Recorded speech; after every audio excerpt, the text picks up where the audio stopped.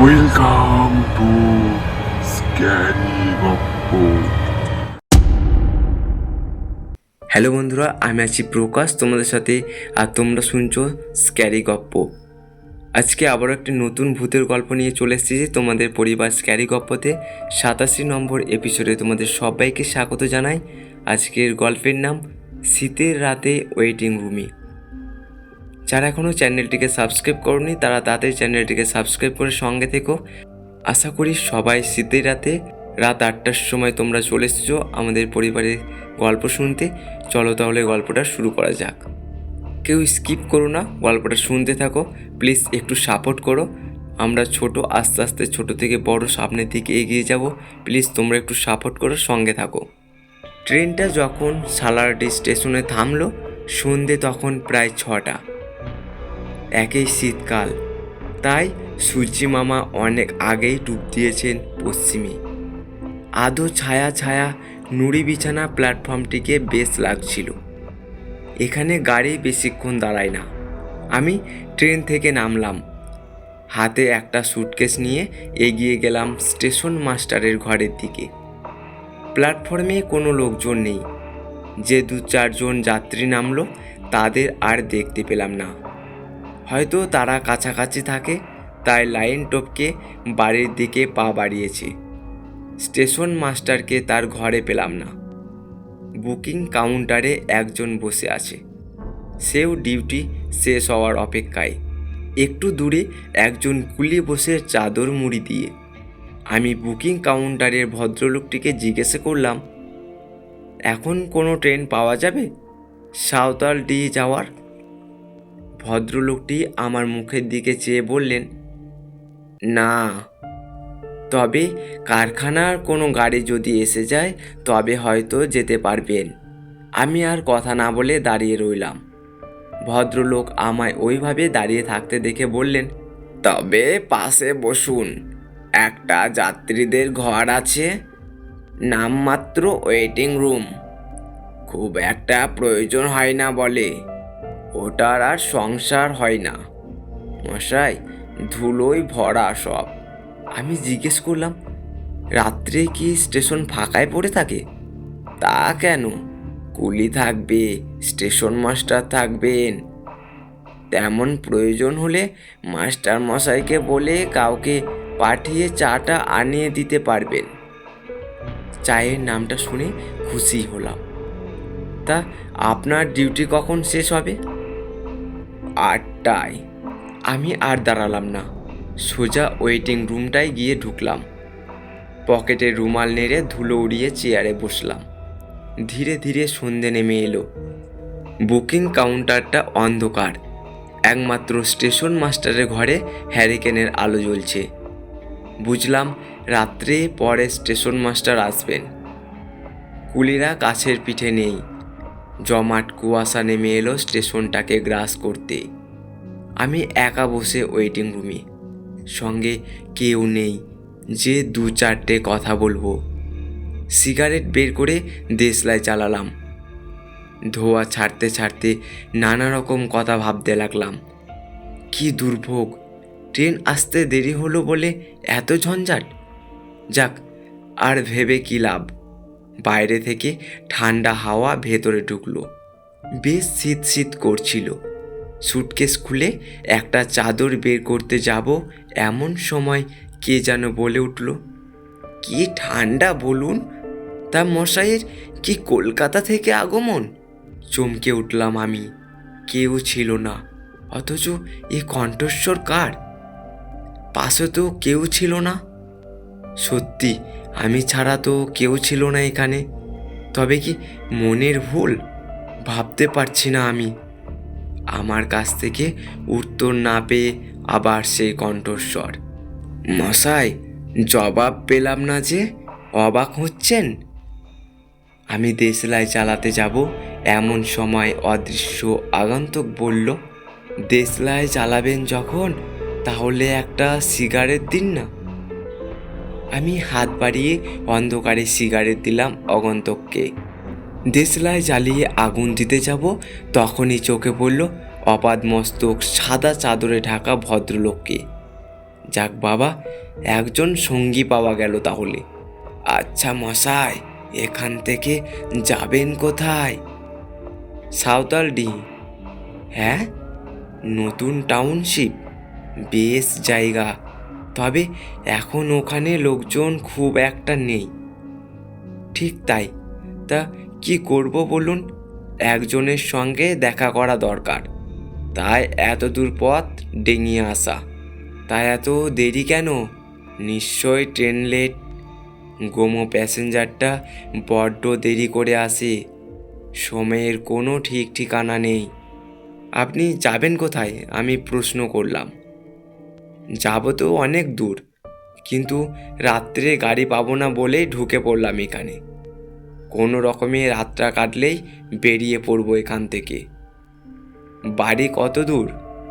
বাড়ি বাড়ি এখানে নয়, আপনার মতো আমাকেও যেতে হবে এক বন্ধুর বাড়ি।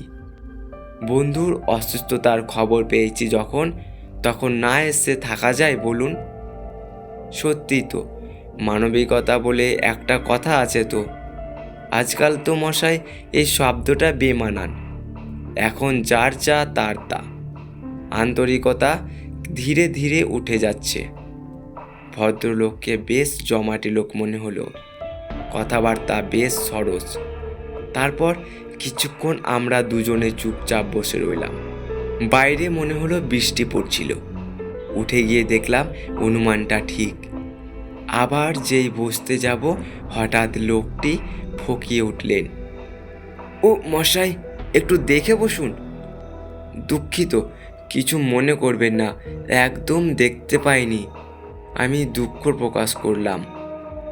ঠিক আছে ঠিক আছে, আসলে কি জানেন, আমার ডান পাটায় বড্ড ব্যথা, কি যে হয়েছে বুঝতে পারি না। ডাক্তার দেখাননি? ডাক্তার? গায়ের ডাক্তার দেখিয়েছিলাম, ওদের আর ক্ষমতা কতটুকু। তারপর কি জ্বর জানেন, উল্টে পায়ের আঙুলগুলো কাটতে হলো। এখনো মাঝে মাঝে ব্যথা হয়। শহরে যাননি কেন? শহরে গিয়ে দেখানোর মতো পয়সা ছিল না। তারপর যেদিন মশাই কিছু পয়সার মুখ দেখলাম, তখন ভোগ করার আর সময় পেলাম না। মানে মানে বুঝতে পারলেন না? সংসার গেল বেড়ে, ভোগের লিম্পা গেল কমে। আচ্ছা মশাই, একটা কথার জবাব দেবেন? কি বলুন তো? আমি বললাম, আপনি ভূত বিশ্বাস করেন? প্রশ্নটা শুনে থতমত খেলাম। এ আবার কি প্রশ্ন রে বাবা? বেশ কথা হচ্ছিল, হঠাৎ এ আবার কি কথা? কই, জবাব দিলেন না যে? না, বিশ্বাস করি না, আমি এসব বিশ্বাস করি না। মশাই, আমিও বিশ্বাস করতাম না, কিন্তু একদিন আমাকে বিশ্বাস করতে হলো। সে এক ভয়ানক অভিজ্ঞতা। বলুন না শুনি, সময় কেটে যাবে। আচ্ছা, একটু চা হলে ভালো জমতো, বলুন। চা খাবেন? দাঁড়ান আনছি। কাছে দোকান আছে নাকি? থাকবে না কেন, স্টেশন সামনে, চা থাকবে বই কি। শীতের রাত, রাস্তাঘাট ফাঁকা, চা পাওয়া যাবে? কথাটা বলতেই কোনো উত্তর পেলাম না। ভদ্রলোক বোধহয় বেরিয়ে গেছেন। কি আর করা যাবে, চুপচাপ একাই বসে রইলাম। কয়েক মিনিটের মধ্যে চা নিয়ে এলো ভদ্রলোক। এত তাড়াতাড়ি চা পাবো ভাবতেই পারলাম না। কোথা থেকে চা নিয়ে এলো কে জানে। চা নিয়ে আর কথা বাড়ালাম না। শীতের রাত্রে গরম চা খেতে মন্দ লাগলো না। আমি স্তব্ধতা ভেঙে বললাম, কই, ভূতের ব্যাপারটা কি হলো? শুনবেন সেই অভিজ্ঞতার কথা? হ্যাঁ, আপনি বলুন, শুনবো। তাহলে আর একটা সিগারেট দিন। সত্যি মশাই, ঠান্ডায় এ একটা জিনিসই টানতে বেশ লাগে। আমি সিগারেট দিলাম। ভদ্রলোক সিগারেট টানতে টানতে বললেন, অন্ধকারে শুধু সিগারেটের লাল আগুনটুকুই দেখা গেল। জানেন মশাই, সেদিনটা ছিল বর্ষার একটা দিন। হুগলির এক গ্রাম থেকে বেরিয়ে পড়লাম বন্ধুর অসুস্থতার খবর পেয়ে। বাড়ি থেকে বেরিয়ে সোজা হাওড়ায়। ওখান থেকে ট্রেনে চেপে রওনা দিলাম আগ্রার উদ্দেশ্যে। বিকেলের পর পৌঁছালাম আগ্রায়। সেখান থেকে রিক্সা নেব বলে স্ট্যান্ডে গেছি। দেখলাম সেদিন রিক্সা চলা বন্ধ। কারণটা কি কেউ বলতে পারল না। অগত্যা হাঁটা পথেই এগোতে লাগলাম। মাঝে একটা ছোট্ট চায়ের দোকানে বসে চা বিস্কুট খেয়ে আবার জিজ্ঞেস করে হাঁটতে লাগলাম। সন্ধে নেমে এলো পথে। চারপাশটা বেশ ফাঁকা। একটা লোককেও পথে দেখলাম না। যাচ্ছি তো যাচ্ছি, অন্ধকার ছেয়ে ফেলল মেঠো পথটাকে। হঠাৎ দেখলাম সামনে দিয়ে একটা লোক হনহন করে হেঁটে যাচ্ছে। আমি তাকে ডেকে বললাম, আমি কোথায় যেতে চাই? লোকটি বলল, আসুন আমার সঙ্গে। তবে মশাই, আমি কিন্তু অত দূর যাব না আপনার সঙ্গে, কারণ আপনার পথ একদিকে আর আমার পথ অন্যদিকে। তেরাস্তার মোড়ে একটা বট গাছ আছে, ওটাই নিশানা। বটগাছের কাছে আসতে লোকটা আমাকে ছেড়ে চলে গেল আর একটা কথা বলে গেল, পথটা ভালো নয়, কিন্তু একটু সাবধানে যাবেন। আমি কিছু বলতে যাব, দেখি লোকটা নিমেষে অনেকটা পথ এগিয়ে গেছে। আমার গাটা ছমছম করতে লাগলো। এরকম জেদ চেপে গেল, যে করেই হোক পৌঁছাতেই হবে। যাচ্ছি তো যাচ্ছি, চারিদিকে অন্ধকারের মাঝে দেখতে পেলাম একটা বাড়ি। কাছে যেতেই দেখি ঠিকানাটা ঠিক। যাক, তাহলে ঠিক জায়গাতেই এসেছি। দরজায় ধাক্কা দিতে যাব এমন সময় কে যেন ভেতর থেকে বলল, আসুন, দরজা খোলা আছে। আমি ভেতরে ঢুকে পড়লাম। একজন মহিলা বললেন, বসুন। একটা মোড়াতে বসলাম। মহিলাটি চলে গেলেন। বন্ধু কোথায় তবে? ভাবছি, এমন সময় দেখি বয়স্ক এক ভদ্রলোক এসে দাঁড়ালেন আমার সামনে। আমি তার দিকে চেয়ে দেখলাম, গালের হাড়গুলো স্পষ্ট, চোখ দুটো কালো গর্তে জল করছে। আমি জিজ্ঞাসা করলাম, আচ্ছা, নিতাই কেমন আছে? ভদ্রলোক মুচকি হেসে জবাব দিলেন, একটু ভালো। তোমার নাম কি ললিত? হ্যাঁ। নিতাই কোন ঘরে আছে? ওর কথা বলো না, একটু সুস্থ হয়েছে কি অমনি বেরিয়ে পড়েছে। কোথায় গেছে নিতাই? আজ হয়তো ফিরতে পারবে না, তবে কাল সকালে ফিরবেই।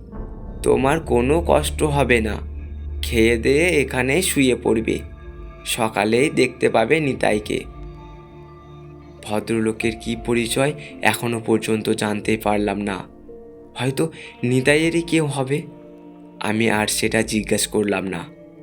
রাতের খাবার দিতে এসেছিল মহিলাটি। খেয়ে দিয়ে শুয়ে পড়লাম।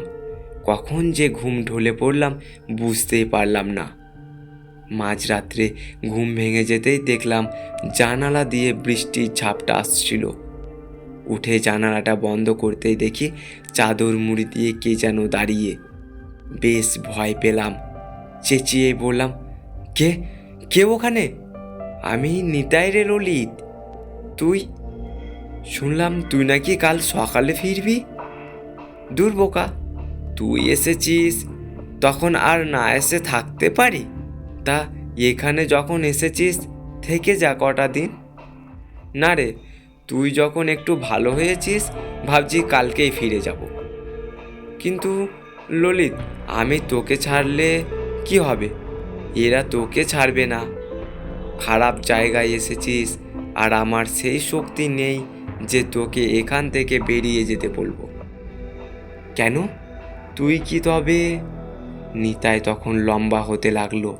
এত লম্বা হতে লাগলো যে ঘরের ছাদ ফুঁড়ে বেরিয়ে ওর মাথা। আমি ছুটে পালাতে যাব, দেখি বয়স্ক লোকটা আর সেই মহিলা দাঁড়িয়ে। ঘরের মধ্যে গরম হাওয়া, আমার দম বন্ধ হয়ে আসছিল।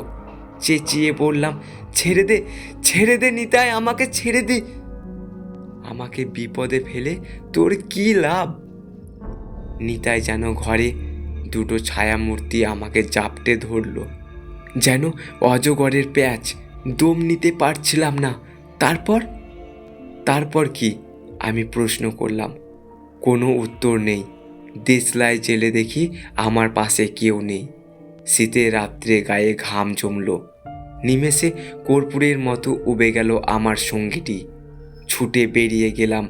একজন কুলিকে কাছে পেলাম। সেও আমল দিল না আমাকে। আবার ছুটে গেলাম স্টেশন মাস্টারের ঘরে। সেখানেও কেউ নেই। লণ্ঠন লণ্ঠন জ্বলছে। এ কি ঘটল? প্ল্যাটফর্মে চলে এলাম। দেখি এখানেও রেল লাইন নেই। পেছন ফিরে